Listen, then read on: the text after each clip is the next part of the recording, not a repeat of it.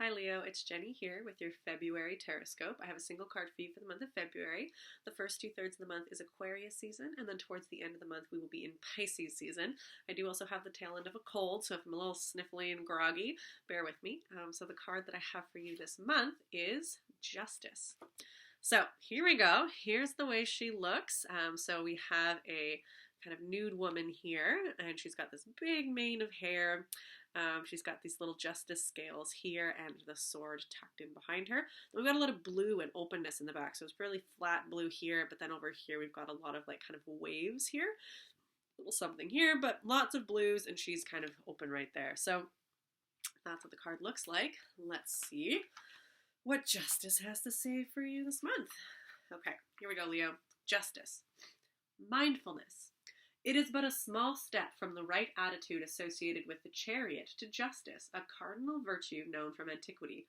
How can we manage to do what is right for us and abstain from that which is false? The land on the card represents familiar territory, and the water, the uncharted territories beyond. In order to judge wisely, you have to connect the known with the unknown and learn to distinguish one from another.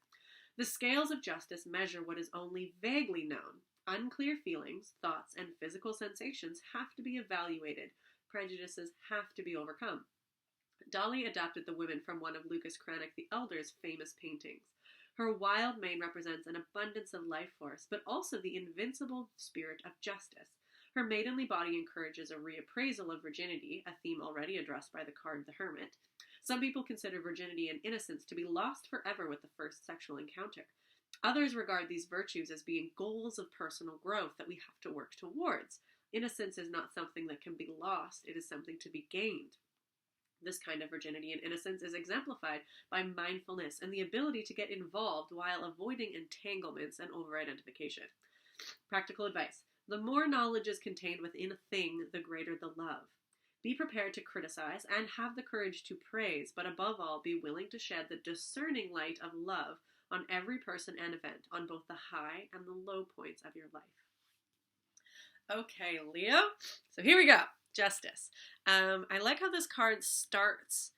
It's interesting because we think of the legal, modern legal system, how we do justice, which is all based on precedent. So it's all based on what has already been done. What is charted territory, essentially.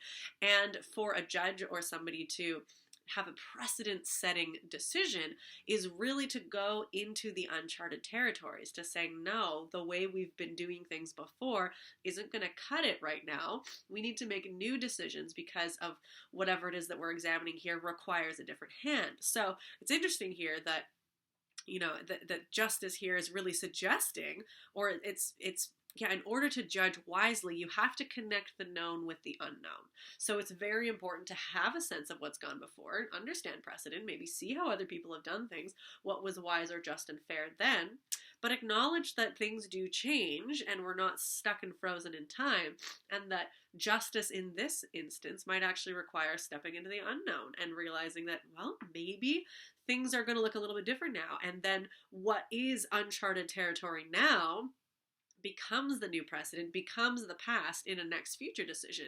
So we're understanding that we're always in this chain and this line, that past, present, and future, they all play together. And so just only looking into the past, forgetting that anything we do will be in the past eventually.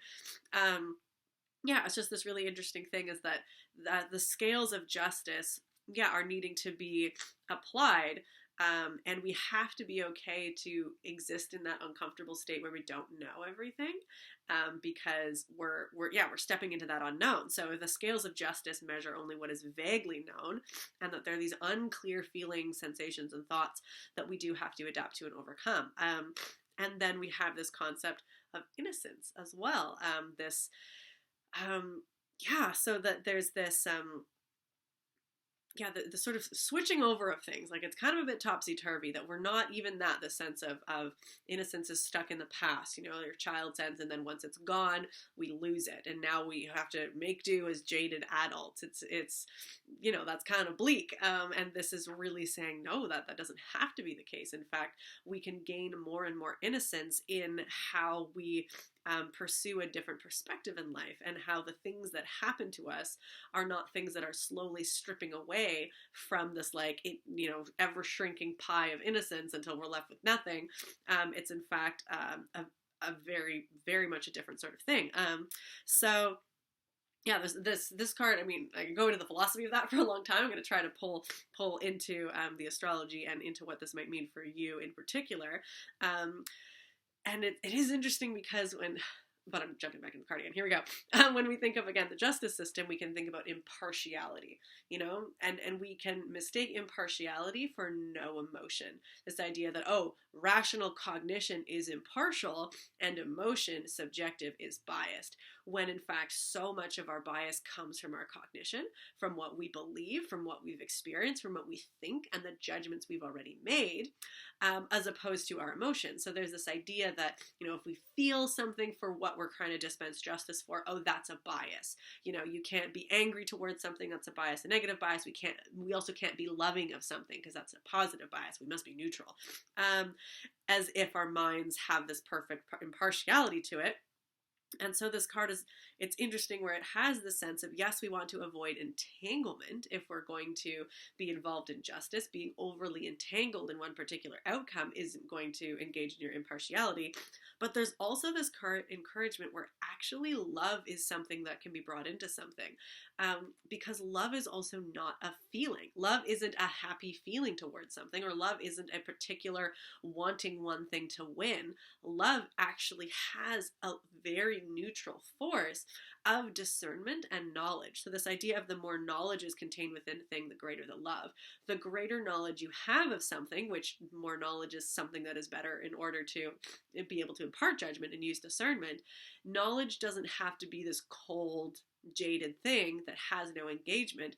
In fact, being able to love that which you know about love can be incredibly harsh as well. Actual love tied to justice would mean that you would see wherein justice must be served. You would be able to see that, just like the fierce love of keeping a strong defense and protecting your own is a cutting and wounding thing. So love in and of itself is a far larger concept than just an emotional experience. And it is not something that necessarily skews something as being impartial or not, if you are able to be discerning or spreading love on the entire situation, shining the discerning light of love on every person and event, both highs and lows.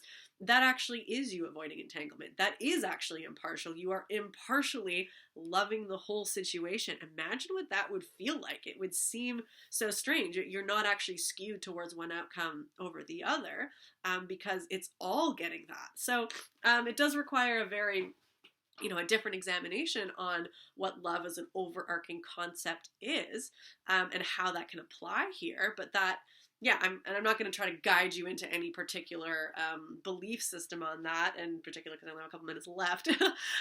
So I'll leave that philosophizing to you, Leo, and you can see how that feels for you. Tying it into this particular month, the first 2/3 of the month is Aquarius season. And Aquarius season is... it's got a lot of elements to it. It does enjoy rational cognition. It's also very interested in freedom, and also going your own way and doing things different than other people. It's innovation, creativity, and going where no one's gone before. So that really does tie to this going into uncharted waters instead of, being focused on precedent of what's come before. It's, lean on that as your starting foundation, but moving towards doing things that are different, to trying something new, to thinking a new thought. It's really is saying, okay, how can, we don't have to throw away everything that other people have done before, but I'm going to do something different. I'm going to go where other people haven't gone before, or even where I haven't gone before, and I'm going to challenge that. So that first 2/3 of February is really going to support, going off into the uncharted waters, like seeing this kind of different waters here that it's not super clear. And then we get Pisces season, and Pisces is definitely the sign where a very expansive love of all beings is very supported. Pisces is the kind of one love sign. because it lacks borders. Pisces is this dissolving ocean wherein it realizes that individuality exists, but it's also a bit of a facade, that the walls between us are very thin, very permeable, and we are actually all very, very connected. And one of those connecting forces is this element of love. So this is a great place to be practicing that sort of discerning light of love and experiencing that connection between the greater knowledge of something and the greater the love of it. So then just seeking to love and to understand all of those that you can and as much of a situation as you can, which then leads actually to not a greater impartiality in terms of a greater cold disconnect, but an impartiality or a justice that comes from being so engaged in all of something that you can see and love all of it and therefore make discerning choices instead of this top-down disconnected, I can only make choices from being a part of something, but then you can't see everything. So it's a whole radical idea that justice, true justice, comes from a full immersion and a full love and knowledge of what it is you're experiencing. So good luck. No, not a small order at all. Major Arcana cards are always kind of bigger concepts and bigger energies as well, so don't feel like this is going to come to full fruition and close out by the end of the month. It's just another something that you'll be working with. But you can, definitely kind of think about those chunks of Aquarius, uncharted exploration, and then Pisces, like really saturated love of something. So whatever that looks like for you in your life, Leo, best of luck. If you do want any additional support, especially in understanding some of the transits and the energies that are coming this month, and a lot of the forward push momentum that we're going to be having now, do check out the Aquarius season forecast. It's a pay what you can. It's on my YouTube channel. I super appreciate all support and donations there. It helps me keep making this content. So do check that out on the YouTube channel. And other than that, I will see you next month. Take care, Leo.